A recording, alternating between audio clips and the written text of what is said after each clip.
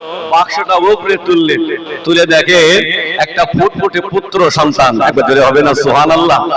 বাচ্চাটা কোলে নিলেন, জিজ্ঞাসা করলেন আসিয়া এ তো পুত্র সন্তান, যে পুত্র সন্তান মারার জন্য আমি হুকুম করে দিলাম সেই পুত্র সন্তান আমার বাড়ি। ফেরাউনের মাথা গরম হয়ে গেছে। তা আম্মা জান আসিয়া আলাইহিস সালাম বলছেন বাদশা আপনি বাচ্চাটাকে দেখে কেন ভয় করছেন? এই বাচ্চাটা ছোট মানুষ, দুধে মানুষ, আপনি ভয় করছেন কেন? আপনি তো মানুষের বড় খোদা। আল্লাহ বান্দারা, যুবকেরা, ও জওয়ানেরা, আল্লাহ পাক তাকে বাঁচিয়ে রাখে, কেউ তাকে মারতে পারে না। নবী মুসা আলাইহিস সালাম আম্মা জান আসিয়া করে আছেন, ফেরাউনের মাথা ঠান্ডা হয়ে গেল। ফেরাউন বললেন ও আমার বিবি আসিয়া, তাহলে একটা কাজ করতে হবে, ওই কাজটা হলো একটা দুধ মাথা আনতে হবে, বাচ্চাটাকে দুধ পান করাতে হবে। ও আল্লাহ বান্দারা, সমস্ত দুধ মাথা রানা আল্লাহ নবী মুসা আলাইহিস সালাম কারো ঘরে যায় না, কারো দুধ পান করে না, সমস্ত দুধ মাথা চলে গেল। আল্লাহ নবী মুসা আলাইহিস সালামের বউ ওই ফেরাউনের বাড়ি কাজ করত। বাদশাকে জিজ্ঞাসা করলেন ও বাদশা নামটা, সমস্ত দুধ মাথা চলে গেল, আমি একটা দুধ মাথার সংবাদ দিতে পারি, আমি একটা দুধ মাথা নিয়ে আসবো, যাও। নবী মুসা আলাইহিস সালামের বোন বাড়ি চলে গেল, আম্মা যান তাড়াতাড়ি চলো, আমার ভাইকে দুধ পান করাতে হবে। নবী মুসা আলাইহিস সালামের মা ফেরাউনের বাড়ি আসলেন। নবী মুসা আলাইহিস সালাম মায়ের কোলে উঠলেন এবং দুধ পান করলেন। বলে হবে না, চিনলে হবে না। আমার আল্লাহ কি বললেন? তোমার মুসাকে ভাসিয়ে দেবে, ওই মুসাকে ফেরাউনের বাড়ি আশ্রয় দেব, আবার তোমার কোলে উঠিয়ে দিয়ে তোমার দুধ পান করিয়ে নেব। বলে হবে না। আল্লাহ বান্দারা, ও যুবকেরা, আমার আল্লাহ কি না করেন? নবী মুসা আলাইহিস সালাম ফেরাউনের বাড়ি আছেন। একদিন ফেরাউন নবী মুসা আলাইহিস সালামকে নিয়ে রাজ দরবারে চলে গেলেন, রাজ দরবারে চলে গেলেন। নবী মুসা আলাইহিস সালাম উপরে বসে আছেন, ফেরাউন পায়ের কাছে বসে আছে। ফেরাউন বলছে শোনো, আমার লোক লস্করেরা আমার পরের দায়িত্ব আমার এই সন্তানের উপরে দিয়ে যাও, এই বলেছে।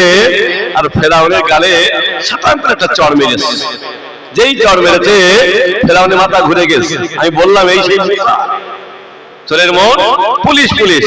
নবী মুসা আলাইহিস সালামকে নিয়ে বাড়ি আসলেন। ফেরাউন বলে আসিয়া এই বাচ্চাটাকে আমি আর বাঁচিয়ে রাখবো না।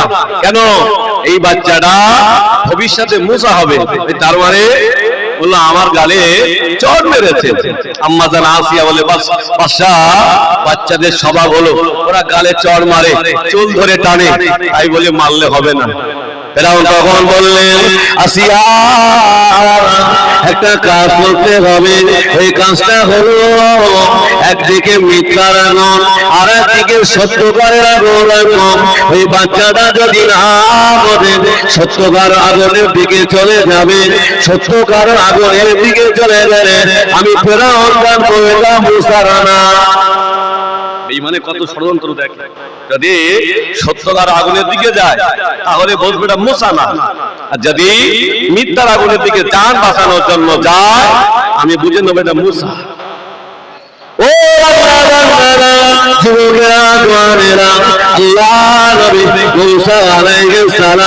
যদি সত্যকার আগুনের দিকে যায় বাঁচানো দায়িত্ব কার? বলে আল্লাহ বাঁচিয়ে দেবেন। আল্লাহ নবী ইউসুফ আলাইহিস সালামের কথাটা মনে পড়ে গেল। আল্লাহ নবী হযরত ইউসুফ আলাইহিস সালামের ভাইরা পরামর্শ করে কুয়া ফেলে দিয়েছিলেন। ও আল্লাহ বান্দারা, হযরত নবী ইউসুফ আলাইহিস সালাম কুয়ায় পড়ে আছেন। আল্লাহ পাক ফেরেশতা জিবরাইলকে ডাকলেন, ও আমার ফেরেশতা জিবরাইল চলে যাও, আমার নবী ইউসুফ আলাইহিস সালামকে ওরা কুয়ায় ফেলে দিয়েছেন, আমার ইউসুফ মারা যাবে। ও ফেরেশতা জিবরাইল তোমার ডানাগুলো বিছিয়ে দাও, আমি আল্লাহ কুয়ার ভিতরে আমার ইউসুফকে জীবিত করে রেখে দেব। বাঁচানোর দায়িত্ব কার? আল্লাহ। সেই ফেরাউন নবী মূসা আলাইহিস সালামকে মারার জন্য আগুন দিয়ে দিলেন। নবী মূসা আলাইহিস সালাম আগুনের ভিতরে চলে গেলে আল্লাহ আগুনটা গোলাপ ফুলের বাগান বানিয়ে দিলেন। হবে না? আম্মা জান আসিয়া আলাইহিস সালামকে ডাকলেন, আসিয়া তুমি কি আমাকে রব বলে মানো না? আমাকে আল্লাহ বলে মানো না? আম্মা জান আসিয়া বললেন, না, আমি ওই আল্লাহকে আল্লাহ বলে মানি যে আল্লাহ তোমাকে আমাকেও সৃষ্টি করেছে। আম্মা জান আসিয়াকে বলে, আসিয়া কাল সকালবেলা তোমার জীবনটা শেষ করে দেওয়া হবে, একটাবার আমাকে রব বলে মেনে নাও। আম্মা জান আসিয়া আলাইহিস সালাম বলে, বাদশা আমার জীবনও যদি চলে যায় আমি আমার জীবন দিয়ে দেব, তবে আমি তোমাকে রব বলে মানবো না। যদি হবে না? আল্লাহ বান্দারা সকাল হয়ে গেল, আম্মা জান আসিয়া আলাইহিস সালামকে রাজ দরবারে নিয়ে যাওয়া হলো। আম্মা জান আসিয়া চুপ করে দাঁড়িয়ে আছেন। ফেরাউন তখন বললেন, ও আমার লোক লস্করেরা, আসিয়াকে গাছের সাথে বাঁধো, এত মার মারো আসিয়া যেন আমাকে রব বলে মেনে নেয়। আম্মা জান আসিয়া আলাইহিস সালামকে এত মারা মারে ফেরাউনকে রব বলে মানল না। আম্মা জান আসিয়া আলাইহিস সালামের দেহ থেকে চামড়াগুলো কেটে নেওয়া হয়। ও বান্দারা, আম্মা জান আসিয়া অন্য থেকে কাপড়টা খুলে দিলে আম্মা জান আসিয়া আলাইহিস সালাম আর থাকতে পারে না। আল্লাহর কাছে দোয়া করলেন, আল্লাহ পাক এরা আমাকে গাছের সাথে বাঁধলো, আমার রক্তগুলো ঝরিয়ে দিল। আল্লাহ পাক এরা আমার গায়ে চামড়াগুলো কেটে দিল। আল্লাহ আমি আসিয়া এরা আমার কর্ণে থেকে কাপড়টা খুলে দিল। আল্লাহ পাক আমি আসিয়া মারা যাব, আমি আসিয়া ইন্তেকাল হয়ে যাব। আল্লাহ আমি আসিয়া বেঁচে থাকা কালীন আপনার জান্নাতি নকশাটা দেখতে যাই। আল্লাহ পাক আর থাকতে পারে না, ফেরেশতা জিবরাইলকে পাঠিয়ে দিলেন, ও আমার ফেরেশতা জিবরাইল চলে যাও, আমার বান্দি আসিয়া আমাকে এত ভালোবেসেছেন, আমাকে এত মহব্বত করেছেন, আমার আসিয়া সামনে আমার জান্নাতি নকশাটা করো, আসিয়া আমার কাছে চলে এসো। আসিয়া জীবন দিয়েছেন, তবু বাদশা ফেরাউনকে খোদা বলে মানলো না। একবার জোরে হবে না সুবহানাল্লাহ? আমার ভাইয়েরা, আমার আব্বাজিরা, সে আল্লাহ আমাদের সব করতে পারে। বাবা আমি সময় কতটা পাবো জানি না। বাবা আব্দুল্লাহ ইবনে হুযায়ফা রাদিয়াল্লাহু আনহু কোথায় অফাত দিলেন, কলেমা ছাড়লেন না, গাছের সাথে বাঁধলেন, কলেমা ছাড়লেন না।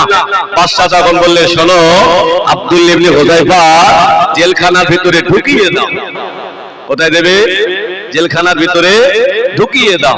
আব্দুল্লাহ ইবনে হুযায়ফা জেলখানার ভিতরে ঢুকিয়ে দেওয়া হলো। অনেক দিন হয়ে গেছে। বাদশা বললে, শোনো আব্দুল্লাহ ইবনে হুযায়ফা তো অনেকদিন বাড়ি যায় না, একটা কাজ করো, একটা সুন্দরী নারীকে ডেকে টাকার বিনিময় ওই জেলখানার ভিতরে ঢুকিয়ে দাও। আব্দুল্লাহ ইবনে হুযায়ফা ওই নারীর মায়ায় পড়ে রাসূলুল্লাহর কলেমাটা ছেড়ে দিতে পারে। বেঈমানদের কতটা ষড়যন্ত্র দেখে। আব্দুল্লাহ ইবনে হুযায়ফা জেলখানার ভিতরে আসে, জেলখানার ভিতরে আসে, এই নারীটা টুকটুক টুকটুক করে জেলখানার ভিতরে চলে গেলে হযরত আব্দুল্লাহ ইবনে হুযায়ফা একটা বার তাকিয়ে দেখলেন, আল্লাহ এরা আমার ঈমানটা কাড়ার জন্য এসেছে। আল্লাহ আমি আব্দুল্লাহ ইবনে হুযায়ফা, আল্লাহ আমার জীবন যদি চলে যায়, আমি নারীর খপ্পরে পড়ে, আল্লাহ আমার কলেমাটা যেন ছেড়ে না যায়। হবে না? আমরা কারা? আল্লাহ আব্দুল্লাহ ইবনে হুযায়ফা ওই নারীটাকে দেখে সিজদায় চলে গেল। হবে না? আল্লাহ বান্দারা, ও যুবকেরা, ও জওয়ানেরা, হযরত আব্দুল্লাহ ইবনে হুযায়ফা রাদিয়াল্লাহু আনহু হুজুর আমার সিজদায় চলে গেল। হুজুর আমার ঈমানি পাওয়ার কথা থেকে পেয়ে দিলেন। ও আল্লাহ বান্দারা, আল্লাহ পাকের মাহবুব বান্দা হযরত সালাউদ্দিন আইয়ুবের কথা কেমনে পড়ে গেল। আল্লাহ পাক তাহলে কি হলো দিয়ে তাহলে কি ঈমান দিয়ে দিয়ে হযরত সালাউদ্দিন আইয়ুবের বয়স তখন 20 বছর। 20 বছর। এই 20 বছর বয়সে শোনা বক্সের সাউন্ডটা বাড়াও একটু, মানে এই সাউন্ডটা বাড়াও একটু, আর বেসটা কেটে দাও। হ্যাঁ, বেসটা পুরো কেটে দাও। হ্যাঁ ঠিক আছে। কি বুঝলে? সালাউদ্দিন আইয়ুবী বয়স কত? 20 বছর। এই 20 বছর বয়সে হুজুর মসজিদুল আকসাটা দখল করেছিলেন। একবার জোরে হবে না সুবহানাল্লাহ? একটু মন খুলে হবে না? তাকবীর দাও তো, নারায়ে তাকবীর। ক বছর বয়স? 20 বছর বয়স। সালাউদ্দিন আইয়ুবী মসজিদ আকসাটা দখল করেছেন। বেঈমানরা ভাবলো না, সালাউদ্দিন আইয়ুবীকে দুনিয়া থেকে সরিয়ে দিতে হবে, দুনিয়া থেকে সরিয়ে দিতে হবে। কি করতে হবে? সালাউদ্দিন আইয়ুবীর খাদ্যের সঙ্গে বিষ মাখিয়ে দিয়েছেন, খাদ্যের সাথে বিষ মাখিয়ে দিয়েছেন। হুজুর আমার খেতে বসেছেন, খাদ্যের ভিতর থেকে আওয়াজ হয়ে গেল আমাকে খাবে না, এর ভিতরে বিষ মাখানো আছে। যদি হবে না সুবহানাল্লাহ? খাদ্য কথা বলতে পারে? বলালো কে? আল্লাহ। এই সালাউদ্দিন আইয়ুবী প্রতিদিন আসরের নামাজের পরে জঙ্গলে ঘুরতে যেতেন, আবার মাগরিবের আযান হয়ে গেলে হুজুর আমার মসজিদে চলে যেতেন। সালাউদ্দিন আইয়ুবী জঙ্গল থেকে বার হবে, এমন সময় একটা কান্নার আওয়াজ ভেসে আসে। সালাউদ্দিন আইয়ুবী ঘোড়াটাকে নিয়ে আবার জঙ্গলে চলে গেলেন। গিয়ে দেখলেন একটা রমণী দাঁড়িয়ে দাঁড়িয়ে কাঁদছে। সালাউদ্দিন আইয়ুবী জিজ্ঞাসা করলেন, বোন এখানে দাঁড়িয়ে কাঁদছো কেন?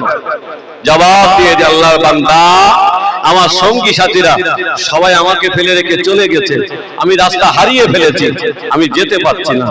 সালাউদ্দিন আইয়ুবী একবার তাকিয়ে দেখলেন এত সুন্দর করে দাঁড়িয়ে আছে, মানে নিশ্চয়ই কোনো কারণ লুকিয়ে আছে। যে মানুষটা সঙ্গী হারিয়ে ফেলে জঙ্গলে ছোটাছুটি করবে, গায়ে চামড়াগুলো ছিঁড়ে যাবে, কাপড়গুলো ছিঁড়ে যাবে, এত সুন্দর করে দাঁড়িয়ে আছে, মানে নিশ্চয়ই কোনো কারণ লুকিয়ে আছে। সালাউদ্দিন আইয়ুবী কিছু পাতাগুলো এক জায়গায় করে ছেয়ে দিয়ে বললে, আল্লাহর বান্দি এখানে দাঁড়িয়ে যাও। হুজুর একটু দূরে গিয়ে সেজদায় পড়ে গেলেন। আল্লাহ বান্দারা, যুবকেরা ও জওয়ানেরা, হযরত সালাউদ্দিন আইয়ুবী সারা রাত ধরে নামাজ পড়লেন, আল্লাহর কাছে দোয়া করলেন। ফজরের নামাজ হয়ে গেল, ওই রমণীটা টুকটুক টুকটুক করে সালাউদ্দিন আইয়ুবের কাছে চলে গেলেন। আল্লাহর বান্দা আমাকে মাফ করে দাও, আমাকে ক্ষমা করে দাও। সালাউদ্দিন আইয়ুবী জিজ্ঞাসা করলেন, ও আল্লাহর বান্দি একটাবার বলো না কেন এসেছিলে জঙ্গলে? এই সময় বলেছিলেন, আল্লাহর বান্দা ইহুদিরা টাকার বিনিময়ে আপনার ঈমানটা শোনানোর জন্য, আপনার ঈমানটা বার করার জন্য আমাকে জঙ্গলে পাঠিয়ে দিয়েছিল, তবে আপনার ঈমানের কাছে আমি হেরে গেলাম। আল্লাহর বান্দা তবে একটা কথা বলো না, সারা রাত এখানে রাত কাটিয়ে দিলাম, একটা বার কে আমার দিকে তাকানো কথা মনে হলো না, একটা বার আমার দিকে তাকালেন না। হযরত সালাউদ্দিন আইয়ুবী বলেছিলেন, ও আল্লাহর বান্দে, আমি আমার আল্লাহকে এত ভালোবেসেছি, আমার অন্তরের ভিতরে দুনিয়ার কোনো মানুষের ভালোবাসার জায়গা রাখি না। কাকে ভালোবেসেছে? আল্লাহকে ভালোবেসেছে। রাসূলুল্লাহ সাহাবা হযরত আব্দুল্লাহ ইবনে হুযায়ফা জেলখানার ভিতরে আছেন, নারীটা ঘুমান নাচাতে নাচাতে জেলখানার ভিতরে ঢুকে গেলেন। আব্দুল্লাহ ইবনে হুযায়ফা রাদিয়াল্লাহু আনহু হুজুর আমার সিজদায় চলে গেল, সারা রাত ধরে আল্লাহর কাছে দোয়া করলেন। ফজরের নামাজের পরে চুপ করে বসে আছেন, রমণীটা টুকটুক করে চলে গেলেন। রাসূলুল্লাহ সাহাবা আমাকে মাফ করে দাও, তোমার ইমানের পাওয়ারের কাছে আমি হেরে গেলাম। জিজ্ঞাসা করলো কে? আব্দুল্লাহ ইবনে হুযায়ফার সামনে জবাব দিয়ে বললেন, ইহুদিরা টাকার বিনিময়ে আপনার পিছনে আমাকে পাঠিয়েছিল আপনার ইমানটা শেষ করে দেওয়ার জন্য, তবে সারা রাত এখানে রাত কাটিয়ে দিলাম, একটাবার আমার দিকে তাকালে না কেন?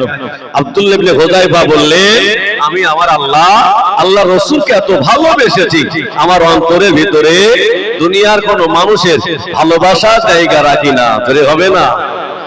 তাহলে বেঈমানরা অপবাদ দিলেন, কলেমা ছাড়লো না, গাছের সাথে বাঁধলেন, কলেমা ছাড়লো না, জেলখানার ভিতরে ঢুকিয়ে দিলেন, কলেমা ছাড়লো না। বাদশা জিজ্ঞাসা করছে, আর কি কোনো রাস্তা আছে? তা সবাই বললেন বাদশাহ আর একটা কাজ বাকি আছে। হলো কি কাজ? কাজটা হলো এই জেলখানার সামনে একটা তেলের কড়ায় তেল দিয়ে তেলগুলো টকটক করে ফুটবে, আর জেলখানা থেকে একজন আসামিকে নিয়ে এই তেলের কড়ায় যদি ছেড়ে দেওয়া হয়, আব্দুল্লাহ ইবনে হুযায়ফা এই মৃত্যু কষ্টটা দেখে হয়তো কলেমাটা ছেড়ে দিতে পারে। বেঈমানদের কতটা ষড়যন্ত্র দেখে। বাদশা বলে কথাটা ঠিক। আব্দুল্লাহ ইবনে হুযায়ফা রাদিয়াল্লাহু আনহু হুজুর চুপ করে দাঁড়িয়ে আছে। তেলের কড়ায় তেল দেওয়া হলো, তেলগুলো টকটক করে ফুটছে। তেলখানা থেকে একজন আসামিকে নিয়ে ওই তেলের কড়ায় ছেড়ে দিয়েছেন। আব্দুল্লাহ ইবনে হুযায়ফা এই মৃত্যুটা দেখছিলেন, হুজুরের চোখ দিয়ে টকটক করে পানি গড়িয়ে যায়। বাদশার লোকজন বলছে বাদশা ওই দেখের কাজ হয়ে গেছে, তার মানে আব্দুল্লাহ ইবনে হুযায়ফা মরণের জন্য কাঁদছে, মরণের কষ্ট দেখে চোখ দিয়ে পানি গড়িয়ে যায়। বাদশা বলে আব্দুল্লাহ ইবনে হুযায়ফা কাঁদতে হবে না, আমি তোমাকে মারবো না, শুধু কলেমাটা ছেড়ে দাও। আব্দুল্লাহ ইবনে হুযায়ফা বলে দিলেন ও বাদশা নামদার, আমি মরণের ভয়ে কাঁদি না, আমি কাঁদছি আমার ওই ভাইটা একটু আগে জেলখানার ভিতরে ছিল, আমাকে ডেকে বললেন ও ভাই আব্দুল্লাহ ইবনে হুযায়ফা, আমি যদি তোমার আগে মারা যায় আমি আল্লাহর আগে দয়ার জান্নাতে চলে যাব, তোমার আগে আমার শহীদ হয়ে যাবে, শহীদ হবার পরে আল্লাহ জান্নাতে চলে যাব। আমি কাঁদছি আমার ভাইটা আমার আগে জান্নাতে চলে যাচ্ছে, তাই আমি দাঁড়িয়ে দাঁড়িয়ে কাঁদছি। আল্লাহ বান্দারা, যুবকেরা, ও জওয়ানেরা, যারা আল্লাহর রাস্তায় শহীদ হয় ওরা জীবিত মরে না, ওদের না গোসল দেওয়া হয় না, ওই অবস্থায় কবরে দেওয়া হয়। আল্লাহ পাক কাল কিয়ামতের ময়দানে বিনা হিসাবে জান্নাতি করে দেবে। সামনের দিনে বাবা আমাদের যদি জিহাদের ডাক আসে আমরা যাবো তো ইনশাআল্লাহ। হ্যাঁ, তাকবীর দাও তো, নারায়ে তাকবীর। আলহামদুলিল্লাহ। আল্লাহ রাসূল সাহাবাদের কি শিখিয়েছেন? আল্লাহর নবী উহুদের ময়দান থেকে আল্লাহ রাসূলকে নিয়ে এসেছেন। হুজুর আমার চুপ করে বসে আছে। হযরতে হানজালা রাদিয়াল্লাহু আনহুর বিবি ছুটে ছুটে আল্লাহর নবীর কাছে চলে গেলেন। ইয়া রাসূলুল্লাহ, ইয়া হাবিবাল্লাহ, হুজুর আমার স্বামী কোথায়? আল্লাহ রাসূল বললেন কে তুমি? মা। হুজুর আমার স্বামীর নাম হলো হানজালা। একবার জোরে হবে না সুবহানাল্লাহ? একটু মন খুলে হবে না? হুজুর আমার স্বামীর নাম হানজালা। আল্লাহর রাসূল বলেন হানজালার বিবি তোমার স্বামী তো শহীদ হয়ে গেছে, তোমার স্বামী শহীদ হয়ে গেছেন। হুজুর আমার স্বামী শহীদ হয়েছেন, এতে আমার দুঃখ নাই, কষ্ট নাই। হুজুর কিয়ামতের দিন আমি শহীদের বিবি হয়ে উঠতে পারবো। একবার জোরে হবে না? তবে ইয়া রাসূলুল্লাহ, ইয়া হাবিবাল্লাহ, আমার একটা কথা বলার ছিল। হুজুর আমার স্বামীকে যেন বিনা গোসলে কবর দেবেন না, শহীদের লাশ গোসল দেওয়া হয় না, বিনা গোসলে কবর দেওয়া হয়। ইয়া রাসূলুল্লাহ, হাবিবাল্লাহ, আমার স্বামীকে যেন বিনা গোসলে কবর দেবেন না।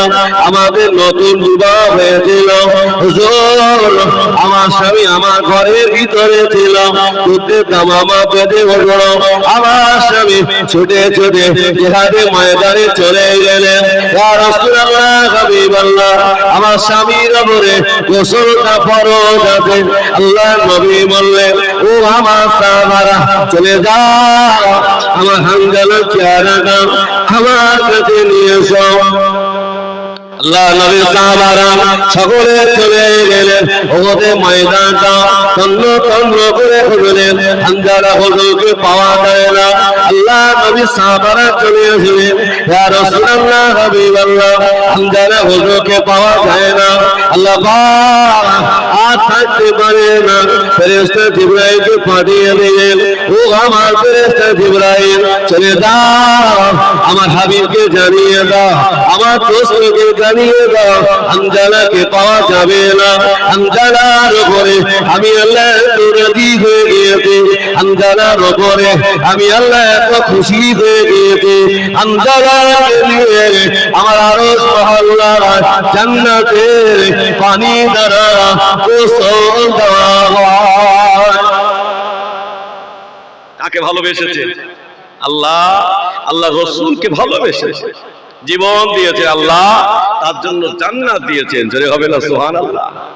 আমার ভাইয়েরা, আল্লাহর নবী চুপ করে বসে আছে।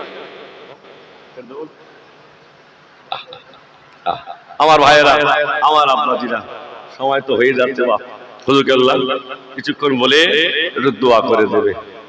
সকলে তাকবীর দান দিন, নারায়ে তাকবীর। আরো জোরে বলেন নারায়ে তাকবীর। মাসলাকে মুজাদ্দিদুস জামা। আলহামদুলিল্লাহ, আমার অনেক আব্বাজিরা ভাইরা এসেছে, আমার জন্য দোয়া করবেন। আল্লাহ পাক যতটুকু বলালেন আল্লাহ তার থেকে আমল করার তৌফিক দেন। সকলে বলুন আল্লাহুম্মা আমিন। আমার ভাইরা, আমরা সব দাদা পীরের সিলসিলা মানুষ, ঠিক তো বাবা? তো এই দাদা পীর কবরে জিন্দা না মরে গেছে? বলে জিন্দা। আল্লাহর ওলি মুজাদ্দিদুস জামান দাদা পীর কেবলা রাহমাতুল্লাহ আলাইহি আল্লাহ রাসূলকে কত ভালোবেসেছিলেন। বলবো নাকি? একটু তাকবীর দাও, নারায়ে তাকবীর। হুজুরকে একটু দোয়া করে দেবে, ঠিক তো নাকি? হুজুরকে ভালোবাসেন তো আপনারা? আল্লামা হুজুর আওলাদ এসেছে, আল্লামা হুজুর দেখে রক্তগুলো পানি করে দিয়েছে। আল্লামা হুজুর 150 বেশি কিতাব লিখেছেন। আল্লামা হুজুর কিতাবগুলো সব বাংলায় লিখেছেন। একবার যদি হবে না সুবহানাল্লাহ? তাহলে আল্লামা হুজুর কি ইলম ছিল না নাকি? এখন তো বড় হুজুর বেরিয়ে সব, এখন তো বড় হুজুর বেরিয়েছেন, কিন্তু আল্লামা হুজুর কিতাবগুলো কেন বাংলায় লিখলেন? আল্লামা হুজুর চিন্তা করেছিল, আল্লাহ আমাকে যা ইলম দিয়েছেন, আমি যদি কিতাবগুলো আরবিতে লিখতে চাই আল্লামা হুজুর লিখতে পারতেন।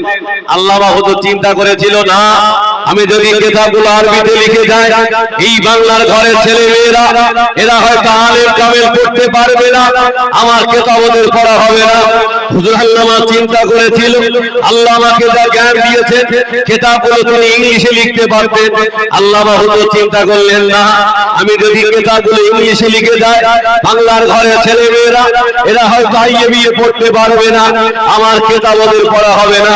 হুজুর আল্লামা চিন্তা করেছিল, আমি যদি কিতাবগুলো বাংলায় লিখে যাই বাংলার ঘরের ছেলে মেয়েরা এরা ফাটায় খেতে ভ্যান চালিয়ে রাত্রি যদি আমার বাংলার নামাজ শিক্ষা জানিয়ে বসে শয়তান ওদের বাধা দিতে পারে না। জোরে হবে না? তাহলে আল্লামা হুজুর ভুল করেছেন না, সে আল্লামা হুজুর আওলাদ আমাদের কাছে এসেছেন। মুজাদ্দিদুস জামান দাদা পীর কেবলা হুজুর আমার বাংলাদেশের নোয়াখালী জলসা করতে যাচ্ছে। তা বাংলাদেশের মানুষেরা সবাই রাস্তার ধারে দাঁড়িয়ে আছে, হুজুর হাতে হাত দিয়ে একটু দোয়া নেবে। আজকে যেমন বসিরহাট দরবার শরীফ থেকে হুজুর কে এসেছেন, একটু আখিরি দোয়া করবে, এই আশায় আমরা সকলে বসে আছি। দাদা হুজুর পীর কেবলা হাতে হাত দেওয়ার জন্য সবাই রাস্তার ধারে দাঁড়িয়ে আছে। একটা অন্ধ বাচ্চা ছেলে মাকে বলছে, আম্মা আমাকে একটু নিয়ে যাবে? কোথায় যাবে?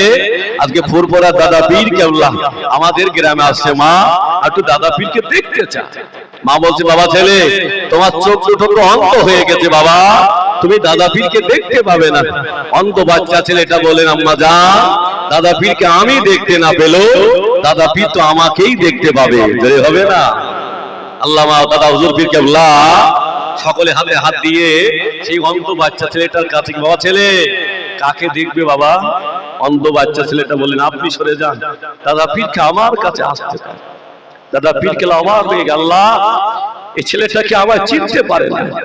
দাদা পীর কেবলা তাকিয়ে দেখলেন বাচ্চা ছেলেটার চোখ দুটো অন্ধ হয়ে গেছে। আল্লাহর ওলি মুজাদ্দিদুস জামান দাদা হুজুর পীর কেবলা, ও আল্লাহর বান্দারা, কোন দাদা পীরকে দাদা পীর বলে মানে, কোন আল্লাহর ওলিকে ভালোবাসে। ও আল্লাহর বান্দারা, মুজাদ্দিদুস জামান দাদা হুজুর পীর কেবলা রাহমাতুল্লাহ আলাইহি আমরা কতটা ভালোবাসি। আল্লাহর ওলি আর থাকতে পারে না। হুজুর আমার দাঁড়িয়ে গেলে হুজুর আমার দুটো হাত তুলে দোয়া করে, আল্লাহ পাক আমি আবু বকর আমি আমার জন্য দোয়া করে না, এই অন্ধ বাচ্চা ছেলেটা আমাকে দেখার বড় আশা। আল্লাহ পাক, আমি আবু বকর দোয়া চাই, আল্লাহ আমার দোয়ার বিনিময়ে এই বাচ্চা ছেলেটা চোখ ভালো করে দেন। আল্লাহ রে হাসাতে মজাতে দোস্তামা হুজুর ফিরে গেলাম, হুজুর আমার দোয়া করে গালে ছোট বাবা রাখা নিয়ে তুই চোখের উপরে বুলিয়ে দিলেন, আমার আল্লাহ পাক চোখ দুটো ভালো করে দিলে। কাকে ভালোবেসেছে? আল্লাহ, আল্লাহ রসুলকে ভালোবেসে। আল্লামা হুজুরের পীর ছিলেন মুজাদ্দিদুজ জামান, একবার জোরে হবে না সুবহানাল্লাহ। দাদা হুজুর পীর কেবলা প্রধান খলিফা ছিলেন। আল্লামা হুজুরের নাম ধরে ডাকতেন না, কি বলতেন? আমার বড় মাওলানা, একবার জোরে হবে না সুবহানাল্লাহ। সেই আল্লামা হুজুর যখন পূর্ব রাতে যেতেন, দাদা পীর কেবলা আল্লামা হুজুরকে দেখে দাঁড়িয়ে যেতেন, আর একবার জোরে হবে না। হুজুর বলতেন, হুজুর আপনি আমায় দেখে দাঁড়াবেন না, হুজুর আমার বড় লজ্জা লাগে। দাদা পীর কেবলা বলতেন, বাবা বড় মাওলানা আমি তোমাকে দেখে দাঁড়াই না, আল্লাহ তোমার সিনায় যা এলেম দিয়েছেন, আমি আবু বকর ওই এলেমের ইজ্জতে দাঁড়িয়ে যায়। জয় হবে না। আল্লাহ আমাদের সকলের শোনা বলার থেকে আমল করার তৌফিক দেন, বলুন আল্লাহুম্মা আমিন। আসুন একটু রাসূলের শানে সালাম পড়ব। ইয়া নবী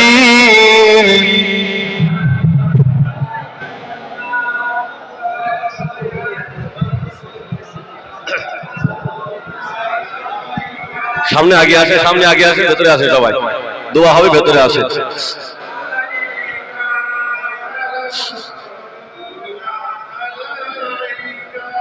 উড়িল আল্লাহ ও বাণী পোহানো দুঃখের রজনী হইল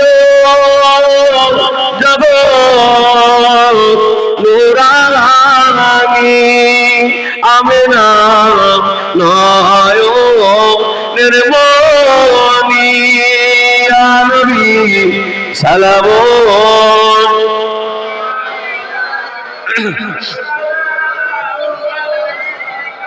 ইয়া হাবিবি সালামুন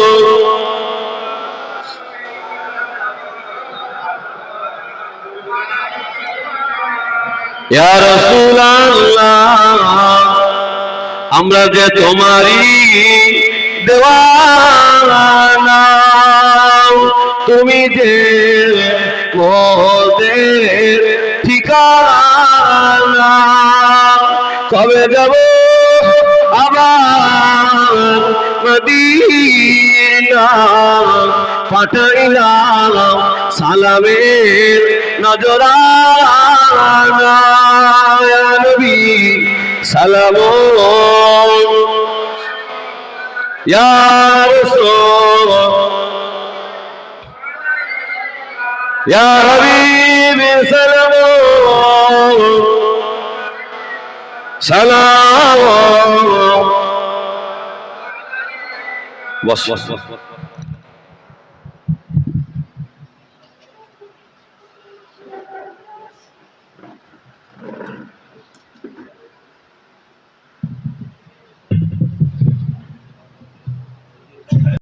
হুযায়ফা বলে, হুজুর আমার জীবনে আমি সব ছাড়তে রাজি, আমার জীবন দিতে রাজি, তবে কলেমাটা ছেড়ে দেব না। যদি হবে না। আজকে আমরা মার খাচ্ছি কেন? আজকে শুধু নবীকে আমরা মুখে ভালোবেসেছি, নবীকে অন্তর দিয়ে ভালোবাসতে পারিনি। আমার ভাইয়েরা, আমার আব্বাজিরা, আমার যুবকেরা, আল্লাহ রসুলকে অন্তর দিয়ে ভালোবাসতে হবে, রাসূলুল্লাহকে মহব্বত করতে হবে, জান্নাতও পাওয়া যাবে না। একবার জোরে হবে না সুবহানাল্লাহ। হযরত আব্দুল্লাহ ইবনে হুযায়ফা রাদিয়াল্লাহু আনহু আল্লাহর নবী কলেমা পড়িয়ে দিলেন, হুজুরকে কলেমা পড়িয়ে দিয়েছেন। রাস্তা দিয়ে হেঁটে হেঁটে যাচ্ছেন, বাদশার সঙ্গে দেখা হয়ে গেল। বাদশাহ জিজ্ঞাসা করলেন, আব্দুল্লাহ ইবনে হুযায়ফা কোথা থেকে এসেছো? বাদশার সামনে দাঁড়িয়ে বললেন, আমি রাসূলের হাতে হাত দিয়ে আমি কলেমা পড়ে আমি মুসলমান হয়ে গিয়েছি। জোরে হবে না। বাদশা বললেন, আব্দুল্লাহ ইবনে হুযায়ফা তুমি কলেমা পড়েছো? আব্দুল্লাহ ইবনে হুযায়ফা বললেন, হ্যাঁ আমি কলেমা পড়েছি। আব্দুল্লাহ ইবনে হুযায়ফাকে বললেন, আমার যত অর্থ সম্পত্তি আছে আমি তোমার নামে অর্ধেকটা লিখে দেব, শর্ত হলো একটাবার কলেমাটা ছেড়ে দাও, শর্ত হলো কলেমাটা ছেড়ে দাও। আব্দুল্লাহ ইবনে হুযায়ফা বলেন, বাদশাহ আপনি যদি আমাকে সব দিয়ে দেন তবু আমি রাসূলুল্লাহর কলেমা ছাড়বো না। যদি হবে না, কি মানে পাওয়ার ছিল। আজকে আমরা অকাল সম্পত্তি কেড়ে কেড়ে নিচ্ছে আল্লাহ, আমাদের কি দোষ নেই বাবা এর ভেতরে? হ্যাঁ, সব কি মোদির একার দোষ না নাকি? আমাদেরও দোষ আছে। আল্লাহ বান্দারা, যুবকেরা, জওয়ানেরা, আল্লাহ নবী সাহাবা হযরত আব্দুল্লাহ ইবনে হুযায়ফা বাদশার সামনে দাঁড়িয়ে গেল। বাদশা জিজ্ঞাসা করলেন, ও বাবা আব্দুল্লাহ ইবনে হুযায়ফা, একবার কলেমাটা ছেড়ে দাও। আব্দুল্লাহ ইবনে হুযায়ফা বললেন, ও বাদশা নামদার, আমার জীবন যদি চলে যায় আমি আমার জীবনটা দিয়ে দেব, তবে আল্লাহ নবীর কলেমাটা ছাড়ব না। হবে না। আব্দুল্লাহ ইবনে হুযায়ফা ঈমানি পাওয়ার কোথা থেকে পেয়েছিলেন? আব্দুল্লাহ ইবনে হুযায়ফা উঠবেন নাকি?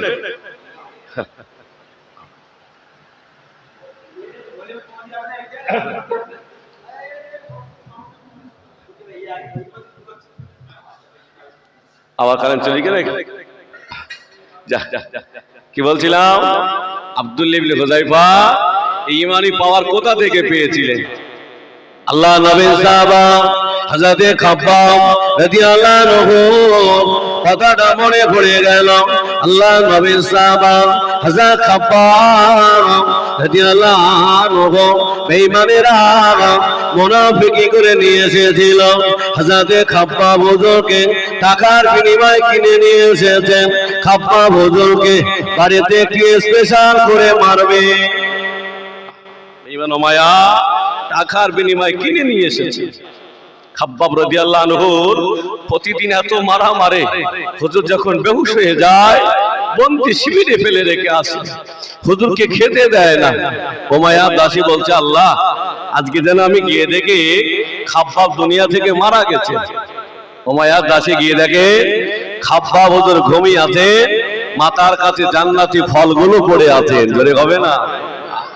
আল্লাহ বান্দারা, ও যুবকেরা, হযরত খাব্বাব রাদিয়াল্লাহু আনহু বলেছিলেন, ও বাবা খাব্বাব, আজকে তোমাকে শুলে চড়িয়ে মারা হবে, একটা বার বলো না তোমার মনে কি আশা আছে, তোমার মনে কি সাধনা আছে, বলো না। হযরত খাব্বাব রাদিয়াল্লাহু আনহু দাঁড়িয়ে গেলেন, ও বেঈমানেরা, তোমরা আমার নবীর দরবার থেকে আমাকে মুনাফিকি করে নিয়ে এসেছো। আমি খাব্বাব, আমি মারা যাব, মরে যাব, তবে সত্য হলো আমাকে একটা ধারালো অস্ত্র দাও, আমাকে এক লোটা পানি দাও, আমাকে একটা ধারালো অস্ত্র দাও, আমার লোমগুলো, দু জায়গার লোমগুলো পরিষ্কার করতে নিতে চাই, আমাকে এক লোটা পানি দাও, আমি উজু করে আমি 2 রাকাত নামাজ পড়তে চাই। একবার জোরে হবে না সুবহানাল্লাহ? জীবন দিয়েছেন তবু কলেমাটা ছাড়লেন না। আল্লাহ বান্দারা, আজকে যারা নবীর মহব্বতে এসেছে বাবা, ও আল্লাহ বান্দারা, হযরত খাব্বাব রাদিয়াল্লাহু আনহু হুজুর আমার 2 রাকাত নামাজ পড়েন, আল্লাহর কাছে দোয়া করেন, আল্লাহ পাক আমি খাব্বাব মারা যাব, আল্লাহ আমি মরে যাব, বেঈমানেরা আল্লাহ আমাকে শুলে চড়িয়ে মারবে, আল্লাহ আমি খাব্বাব মারা যাব, আমি খাব্বাব ইন্তেকাল হয়ে যাব, তবে আমি খাব্বাব আল্লাহ আমার সালামটা রাসূলুল্লাহর কাছে একটু পৌঁছে দিয়ে দিও। হবে না? আল্লাহ আমি খাব্বাব তো মারা যাব, আল্লাহ আমার সালামটা রাসূলুল্লাহর কাছে একটু পৌঁছে দিও। খাব্বাব রাদিয়াল্লাহু আনহু শুলে চড়িয়ে দেওয়া হবে। শুলটা হলো নিচের দিকে মোটা, উপরের দিকে সরু। খাব্বাব রাদিয়াল্লাহু আনহু পায়খানা রাস্তা দিয়ে শুলটা ভিতরে ঢুকিয়ে দিয়েছে। খাব্বাব হুজুর বলেছিলেন, বেঈমানেরা আমার চেহারাটা একটু কাবার দিকে ফিরিয়ে দিও। বেঈমানেরা খাব্বাব হুজুরের চেহারাটা কাবার দিকে ফিরিয়ে না দিয়ে কাবার দিকে পিছনটা করে দিয়েছেন। আল্লাহর ফেরেশতারা খাব্বাব হুজুরের চেহারাটা কাবার দিকে করে দিয়েছিল। জোরে হবে না? আল্লাহ বান্দারা, ও যুবকেরা, ও জওয়ানেরা, হযরত খাব্বাব রাদিয়াল্লাহু আনহু শূল ঢুকিয়ে দিয়েছেন, পেটের ভেতরে শূল ঢুকে যায়। ওই সময় বলেছিলেন, ও বাবা খাব্বাব, একটা বার শুনে রেখে দাও, এই কষ্টটা না দিয়ে তোমার নবীকে যেতে দেওয়া হতো। খাব্বাব মনে মনে আনন্দ পেতে, মনে মনে খুশি হতে এতটুকু কথা স্বীকার করে না, এই শূল থেকে তোমাকে বাঁচিয়ে দেওয়া হবে। হযরত খাব্বাব রাদিয়াল্লাহু আনহু পেটের ভেতরে শূল ঢুকে যায়। 40 জন তিরঙ্গা দাঁড়িয়ে আছেন। হযরত খাব্বাব হুজুরের চেহারাটা ছাদরা করে দেবে। ওই সময় দাঁড়িয়ে বলেছিলেন, ও বেঈমানেরা, ও বেদিনেরা, আমি খাব্বাব, তোমরা আমাকে মেরে আমায় বন্দী শিবিরে ফেলে রাখতে, তোমরা আমাকে খেতে দিতে না। ও বেঈমানেরা, তোমরা আমাকে শুলে চড়িয়ে দিয়েছ। আমি খাব্বাব, আমার দুঃখ নাই, কষ্ট না, তবে আমি খাব্বাব জানিয়ে দিলাম, আমি খাব্বাব পেতে থাকাকালীন আমার নবীর সামনে দিয়ে আমার নবী হেঁটে হেঁটে যাবে। আমার নবীর পায়ে একটা ফুলের কাঁটা পড়ে যাবে। আমি খাব্বাব অতটুকু কষ্ট সইতে পারবো না। হবে না? আমি খাব্বাব অতটুকু কষ্ট সইতে পারবো না। আমার ভাইয়েরা, যুবকেরা, হযরত আব্দুল্লাহ ইবনে হুযায়ফা ঈমানি পাওয়ার কত দেখিয়েছিলেন। হযরত আব্দুল্লাহ ইবনে হুযায়ফাকে বললেন, শোনো, আব্দুল্লাহ ইবনে হুযায়ফা যখন অফান নিলেন না, আর একটা কাজ করো, আব্দুল্লাহ ইবনে হুযায়ফা গাছের সাথে বাঁধো, গাছের সাথে বেঁধে এত মারো, আব্দুল্লাহ ইবনে হুযায়ফা রাসূলুল্লাহ কলেমাটা যেন ছেড়ে দেয়। আব্দুল্লাহ ইবনে হুযায়ফা গাছের সাথে বাঁধা হলো। আব্দুল্লাহ ইবনে হুযায়ফা এত মারে, হুজুরের দেহ দিয়ে রক্তগুলো গড়িয়ে যায়, খুনগুলো গড়িয়ে যায়। ওই সময় জবান দিয়ে তত জোরে জোরে কলেমার আওয়াজ হতে লাগে। জোরে হবে না? আল্লাহ বান্দারা, ও যুবকেরা, হযরত আব্দুল্লাহ ইবনে হুযায়ফা রাদিয়াল্লাহু আনহু হুজুর আমার ঈমানি পাওয়া কোথা থেকে পেয়েছিলেন?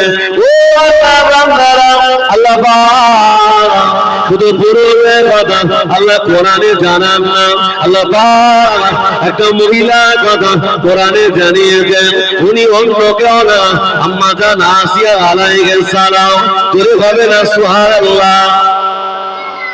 ও আসিয়া, যে আসিয়া স্বামী হলেন ফেরাউন, যে ফেরাউন মানুষের কতল করা হুকুম দিতে, সেই ফেরাউন একদিন আম্মা জান আসিয়াকে গভীর রাত হয়ে গেছে, জিজ্ঞাসা করছে, আসিয়া, তুমি কি আমাকে রব বলে মানো? তুমি কি আমাকে আল্লাহ বলে মানো? আম্মা জান আসিয়া বললেন, না, আমি ওই আল্লাহকে আল্লাহ বলে মানি যে আল্লাহ তোমাকেও আমাকেও সৃষ্টি করেছেন। জোরে হবে না? কার সামনে দাঁড়িয়ে বলছেন? ফেরাউনের সামনে, যে ফেরাউন মানুষকে কতল করা হুকুম দিয়ে দিতেন। ফেরাউন শুনলেন যে নবী মূসা আলাইহিস সালাম দুনিয়াতে আসবে। ফেরাউন বললে, শোনো, যত মায়ের গর্ভে থেকে সন্তান জন্মগ্রহণ করবে, এই পুত্র সন্তানগুলো মায়ের সামনে হত্যা করে দেবে, তাহলে মূসা দুনিয়াতে আসতে পারবে না, আর আমার চেহারা ছাড়তে হবে না। এখন যদি ফেরাউনের লোকজন সব যদি পুত্র সন্তান মেরে দেয়, তবু কি নবী মূসাকে আটকাতে পারবে? ধরে বলে, পাঠাবে কে? দায়িত্ব কার? সে আল্লাহ কি আমাদের বাঁচাতে পারে না? আমাদের ঈমান তো কমজোর হয়ে গেছে। ফেরাউন ঘোষণা দিয়ে দিলেন, সমস্ত বাচ্চাগুলোকে মেরে দাও। আল্লাহ পাক নবী মূসা আলাইহিস সালামের মাকে বললেন, নবী মূসার মা, আমি আল্লাহ তোমার গর্ভে নবী মূসাকে পাঠাবো। ওই মূসা ভূমিষ্ঠ হবে, ওই মূসাকে বাক্সে করে দরিয়ায় ভাসিয়ে দেবে, আর ওই বাক্স ভাসতে ভাসতে ফেরাউনের বাড়ি কিনারায় পৌঁছে যাবে, আর আমি আল্লাহ ওই মূসাকে ফেরাউনের বাড়িতে দিয়ে আবার তোমার কোলে দিয়ে তোমার দুধ পান করিয়ে নেব। হবে না? একটু মন খুলে হবে না? আল্লাহর কত কুদরত। নবী মূসা আলাইহিস সালামের মা নবী মূসাকে ভূমিষ্ঠ করলেন, বাক্সে করে দরিয়ায় ভাসিয়ে দিলেন। ওই বাক্স ভাসতে ভাসতে ফেরাউনের বাড়ির কিনারার সামনে চলে গেলেন। ফেরাউন আর আম্মা জান আসিয়া একই জায়গায় বসে আছে।